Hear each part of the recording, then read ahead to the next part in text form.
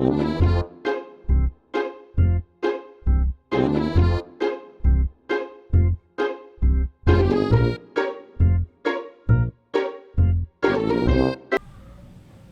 Assalamualaikum warahmatullahi wabarakatuh. Halo dan salam sejahtera semua. Perkenalkan, nama saya Muhammad Rumi Satria dari Prodi Agribisnis dengan NIM ABN 251021 dari Fakultas Pertanian dan Perikanan. Baik, pada kesempatan kali ini, saya akan menyampaikan video presentasi ujian tengah semester mata kuliah Bahasa Indonesia dengan mengangkat tema kesalahan berbahasa yang sering dilakukan di media sosial. Baik, topik ini dipilih karena media sosial sangat dekat dengan kehidupan sehari-hari. Namun masih banyak kesalahan berbahasa yang dilakukan secara berulang dan dianggap sesuatu yang wajar. Padahal sebenarnya tidak sesuai dengan kaidah bahasa Indonesia. Baik, kita masuk ke latar belakang. Media sosial merupakan sarana komunikasi yang bersifat cepat, singkat, dan informal. Akibatnya, banyak pengguna menulis tanpa memperhatikan ejaan, tanda baca, serta struktur bahasa yang benar. Kesalahan ini sering dilakukan karena beberapa faktor, seperti kebiasaan menulis cepat, pengaruh bahasa lisan, serta anggapan bahwa bahasa di media sosial tidak perlu mengikuti aturan baku. Padahal jika kesalahan tersebut terus diulang, maka dapat membentuk kebiasaan berbahasa yang keliru, terutama bagi pelajar dan mahasiswa. Oke, kita masuk ke pembahasan utamanya. Kesalahan yang paling sering terjadi ialah kesalahan penulisan kata depan di dan awalan di. Kesalahan paling umum ini. Oke. Kesalahan pertama dan paling sering ditemui di media sosial adalah kesalahan dalam membedakan kata depan di. Oke, kita akan jelaskan yang dimaksud dengan di dan di. Oke. Seperti yang kalian sering lihat ya di media sosial, banyak kalimat-kalimat yang tidak sesuai dengan kaidah bahasa Indonesia. Contohnya, dipermalukan, di museum. Nah, ini dua kata yang berbeda. Contohnya di museum. Banyak orang-orang yang langsung menyatukan kalimat ini, di museum. Padahal museum itu kata tempat dan harus dipisah dengan kata di museum. Seharusnya begitu. Dan juga dipermalukan. Dipermalukan ini kata kerja. Mungkin banyak di antara kita yang langsung menyambungnya, langsung memisahkannya. Contohnya dipermalukan. Itu salah ya, keliru. Karena ini kata kerja, jadi disatukan, dipermalukan. Jadi ini nggak beda kata kerja dan kata tempat. Kata tempat harusnya dipisah dengan kata di.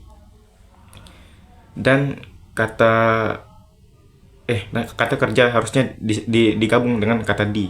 Dan kata tempat harus dipisah dengan kata di. Begitu pula dengan kata-kata yang lain, bukan di saja.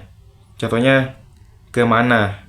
Nah, pasti kebanyakan dari kita akan menyambung kemana, menyambungkan contohnya, menyambungkannya kemana. Nah, ini salah. Kenapa? Karena mana ini ditujukan kata tempat. Jadi kita harus pisah di sini, spasi, ke mana. Karena ini kata yang menunjukkan kata tempat. Oke.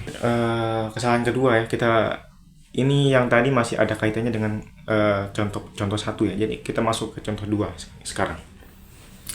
Banyak dari kita yang menulis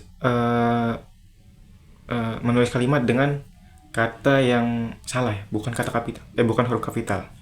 Contohnya, saya di Maluku, atau saya di Jakarta, atau saya di mana-mana deh, pokoknya saya di tempat. Nah, oke. Penulisan yang benar ialah saya di Maluku, di spasi ya, terus S-nya huruf kapital. Banyak dari kita sekarang yang ya seperti itu, mungkin bodoh amat dengan kaidah bahasa Indonesia atau segala macam ya, hingga menjadi budaya kebiasaan tersebut.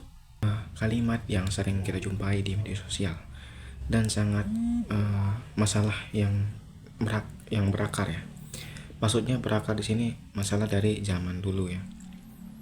Orang-orang zaman dulu jarang menggunakan tanda baca yang jelas, seperti tanda titik, koma, segala macam ya.